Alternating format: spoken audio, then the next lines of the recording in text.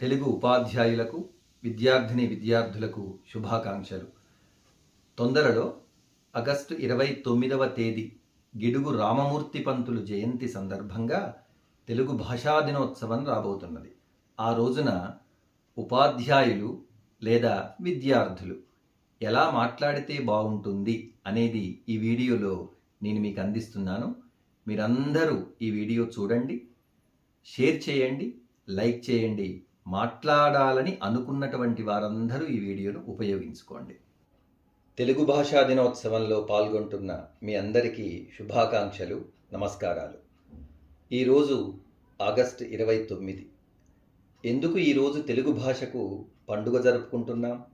ఎందుకంటే ఒకప్పుడు తెలుగు భాష పండితులకు, కవులకు, చదువుకున్న వారికి మాత్రమే అర్థమయ్యేలా ఉండేది. సామాన్య ప్రజలకు అర్థం అయ్యేది కాదు. అందుకే సామాన్య ప్రజలకు కూడా అర్థమై మాట్లాడుకునేలా పుస్తకాలలో భాష ఉంటే బాగుంటుందని మహనీయుడు గిడుగు రామమూర్తి పంతులు ఒక పెద్ద ఉద్యమాన్ని చేశారు. అదే తెలుగు భాషా ఉద్యమం.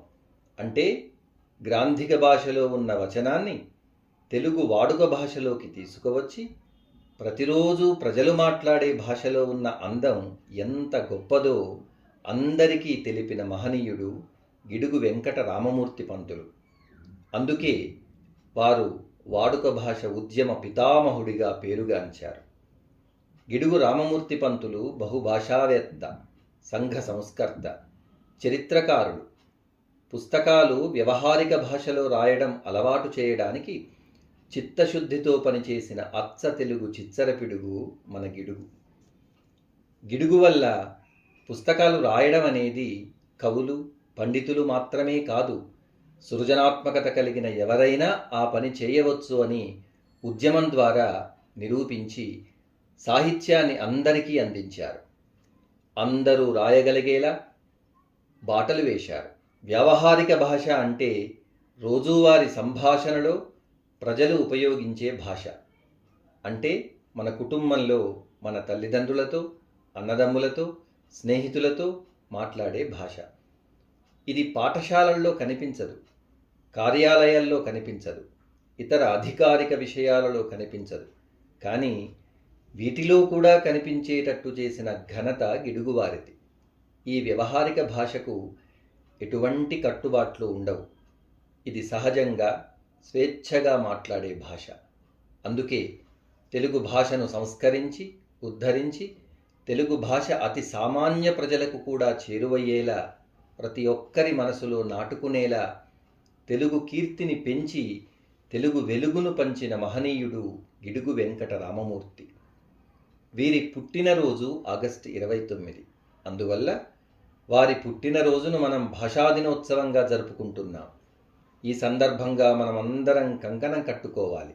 భాషను ప్రేమించాలని, తెలుగు భాషను గౌరవించాలని, తెలుగు భాషను మాట్లాడడానికి సిగ్గుపడకూడదని ఆ కంకణం అర్థం.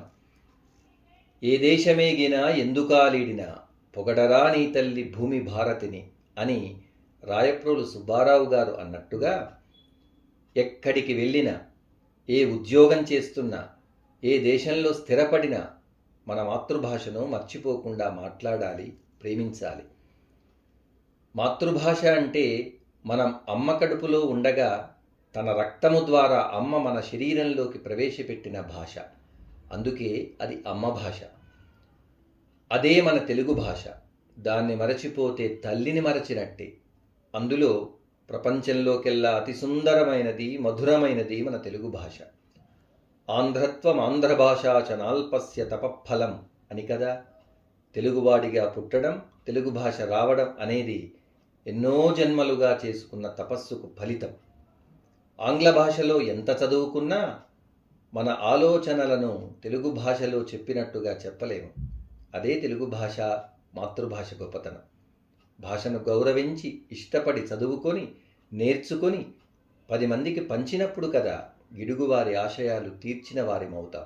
కేవలం భాషకు ఉత్సవాలు, పండుగలు జరపకుండా భాషను పట్టుకుని నడిచినప్పుడు తెలుగు భాషకు బంగారు భవిష్యత్తు.